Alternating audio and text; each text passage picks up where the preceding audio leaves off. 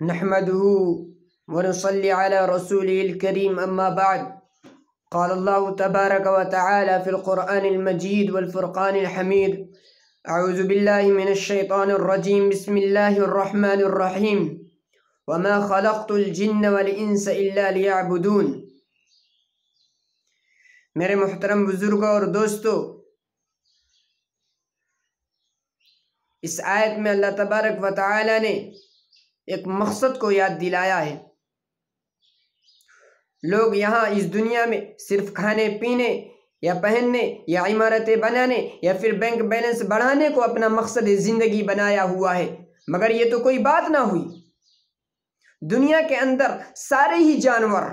اسی کھانے پینے کے مقصد سے جی رہے ہیں۔ اگر انسان ان کے مقابلے میں ذرا بہتر انداز میں کھانے پینے پہننے یا بنا لینے کا شعور اور صلاحیت رکھتا ہے تو یہ کوئی خاص فرق نہیں ہے۔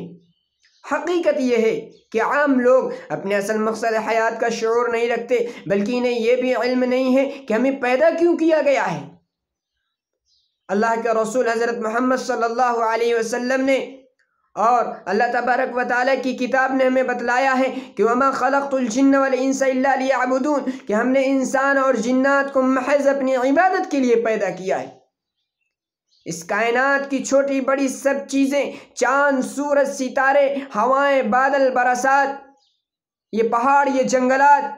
یہ سمندر اور اس کی تمام مخلوقات،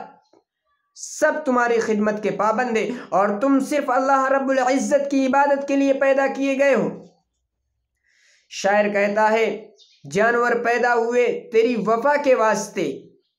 سورج چاند ستارے ہیں ضیاء کے واسطے،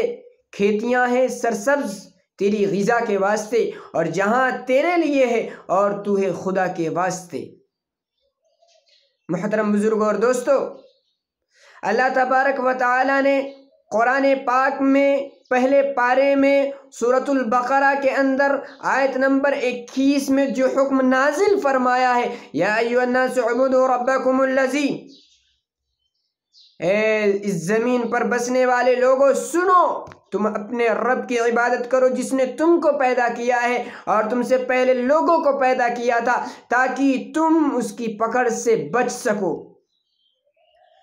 اللہ تعالیٰ کے حکم کے مطابق ہر وہ کام کرنا جو اس کی رضا حاصل کرنے کا باعث و عبادت کہلاتا ہے، مثلا نماز پڑھنا، روزہ رکھنا، حج کرنا، زکوٰۃ دینا اور ماں باپ کے ساتھ حسن سلوک سے پیش آنا، اور اپنے عزیز رشتہ داروں کے ساتھ میل ملاپ رکھنا اور خود نیکی کرنا اور دوسروں کو نیکی کی تلقین کرنا، خود گناہ سے بچنا اور لوگوں کو آگاہ کرنا،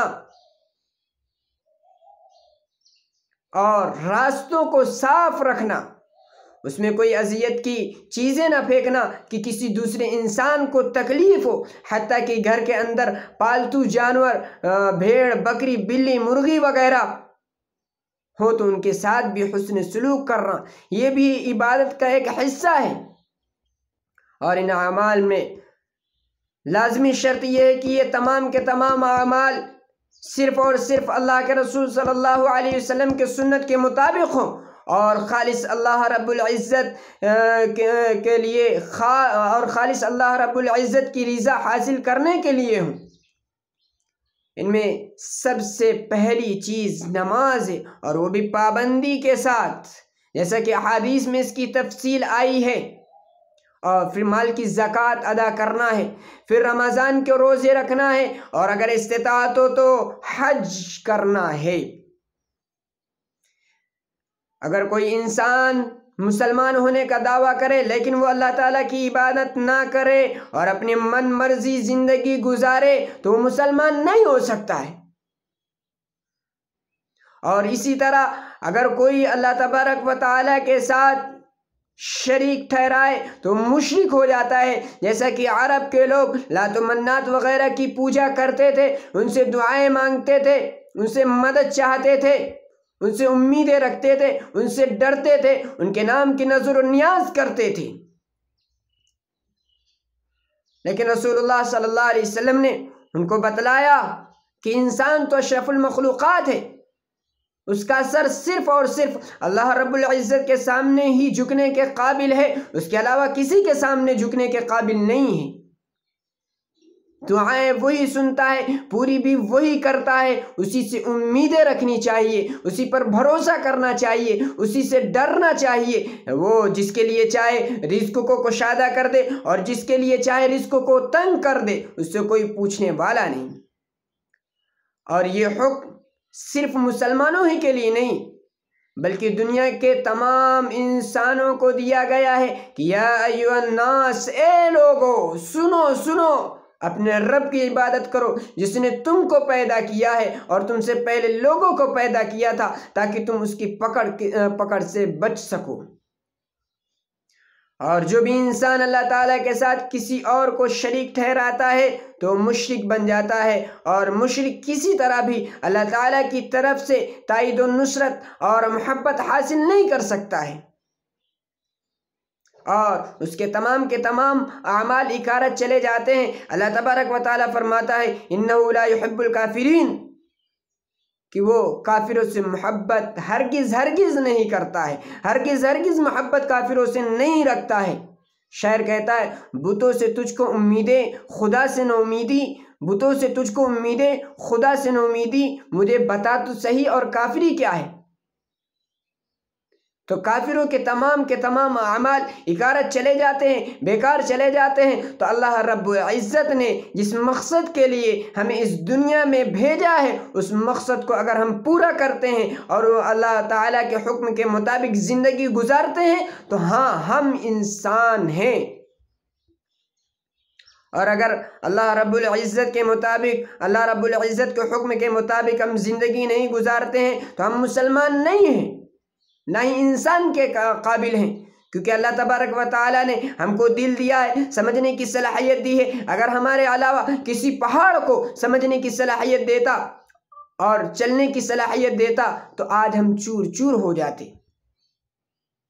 اسی طرح اگر اللہ تبارک و تعالیٰ قرآن میں یہ نہ کہتا کہ اولئک کالانعام بل هم اضل اولئک هم الغافلون، کہ اللہ تبارک و تعالی نے کہا ہے کہ دیکھو ہم نے سمجھنے کی صلاحیت عطا کی تھی اور سوچنے کی صلاحیت عطا کی تھی، دیکھنے کی صلاحیت عطا کی تھی، تمام صلاحیتوں کے باوجود بھی اگر وہ اپنے مقصد کو نہیں پہچانتا ہے، اپنے اصل مقصد حیات کا شعور نہیں رکھتا ہے تو وہ انسان نہیں۔ اولئک کالانعام بل هم اضل، یہ انسان جانور سے بے بدتر ہے، کتے سے بے بدتر ہے، خنزیر سے بے بدتر ہے، یہاں تک کہ دنیا کی چھوٹی سی چھوٹی مخلوق چیونٹی سے بھی بے بدتر ہے۔ یہی انسان کی حقیقت۔ انسان کے دنیا میں آنے کا مقصد صرف اور صرف اللہ رب العزت کی عبادت کرنا ہے۔ اللہ تبارک و تعالی ہم سب کو اپنی عبادت کرنے کی توفیق عطا فرمائے اور ثابت قدم رکھنے کی توفیق عطا فرمائے۔ اللہ تبارک و تعالی ہم سب کو محبت کے ساتھ، اتفاق کے ساتھ رہنے کی توفیق عطا فرمائے اور اپنے اصل مقصد حیات کا شعور رکھنے کی توفیق عطا فرمائے۔ وآخر دعوانا ان الحمد للہ رب العالمین۔